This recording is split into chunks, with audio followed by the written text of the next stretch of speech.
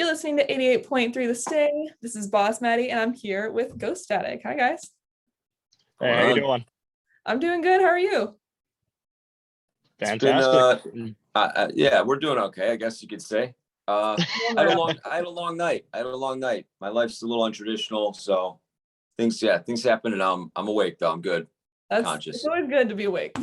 Sometimes. Yeah, I'm currently outside enjoying the nice bipolar Ohio weather right now. There's snow on the ground and sun in the sky, so it's good.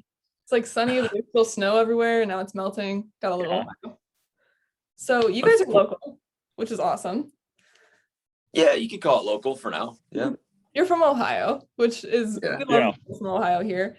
And you've been playing a lot of places around here. Ending 2021, I was looking at some of your guys' posts. You played a lot of local venues and stuff like that.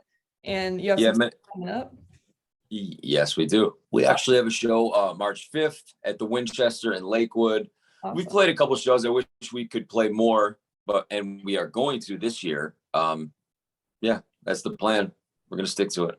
Cool. So yeah, we're hoping to do a show every month or every couple months at the very least. Awesome. So there's always opportunities to come here, you guys, sounds like. So for somebody who hasn't come to see you or heard your music, can you give us a little bit of like what they can expect? Okay, so for the live show, it's definitely more of it's a different approach as to what you'd hear in the studio. A lot of they're big productions in the studio, and they're more electronic in the studio. But when we bring these shows to you live, we incorporate a lot more live instrumentation, live drums, live guitars, vocals. Everything's a little more raw, a little more energy. It's different. It's cool. You can kind of get two different songs. Right. Also opposed to a lot of other bands, we like to really, really immerse the crowd in the experience. Like when we're on stage, they're on stage with us. We're all wireless. We like, grab at the crowd, get in their face, really make them feel like they're a part of the show with us because they are. Right. That's awesome. So it's something you definitely can't get from just in studio songs. It's a whole different experience, which is super cool. So I was looking at your guys' Instagrams, your socials and stuff. And you're not just a band, but you are also a paranormal investigator. Okay, yeah. So the music is one thing, and it's not ironic. It's actually the name GHOSTATIC stems from something that was paranormal that I do. And speaking for myself personally, I do paranormal. Yeah, I hunt ghosts and things.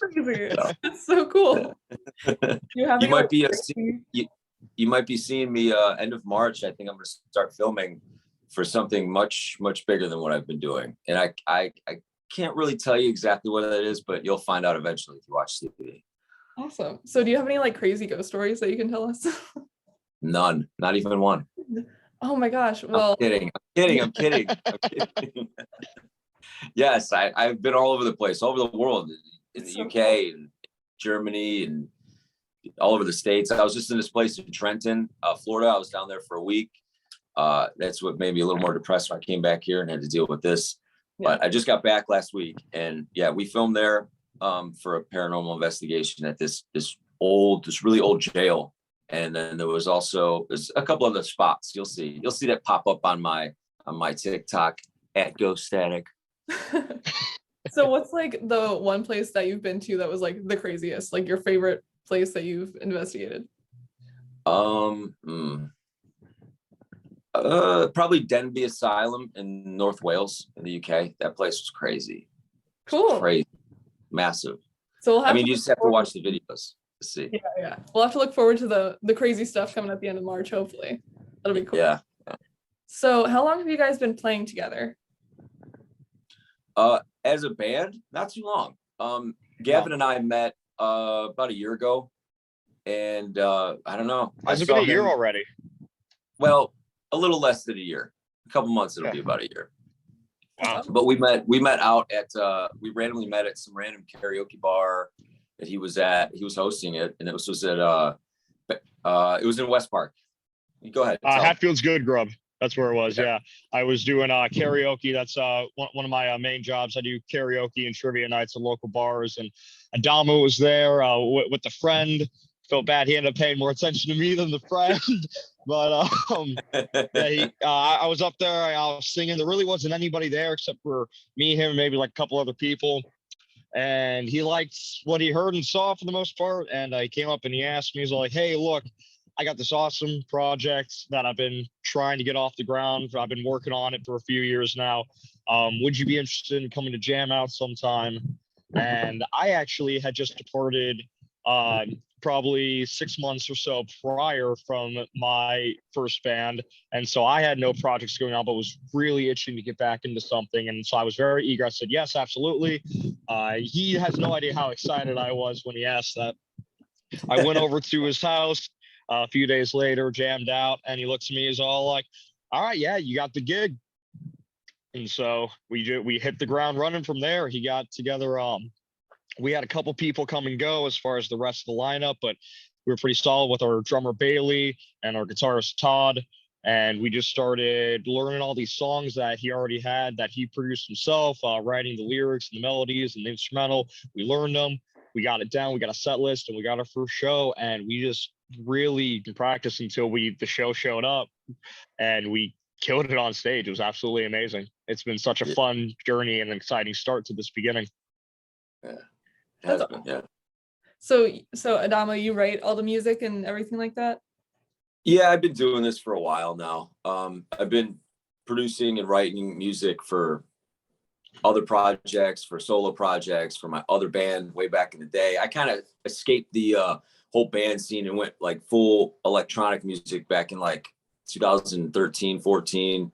Then I started producing for guys overseas, doing top lines for guys overseas. And then I had a project here called Public Affair with my friend Marcus, who's a great producer. I was doing some vocals for that. I was actually a rapper. I was rapping on that. Oh, that's awesome.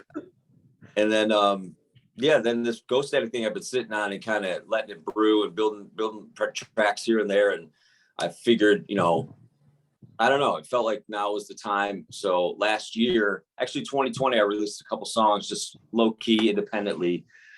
And over last summer, I finally got to talk to some people who I knew were connected. When I thought I was ready, I was like, okay, I think I'm ready to start playing out. I need a band first. That's where Gavin and everybody else came in. But I had this music already, and I found a connection through Warner, and I convinced them that I should be a part of their team. So I ended up getting a deal with Imagine Records in August.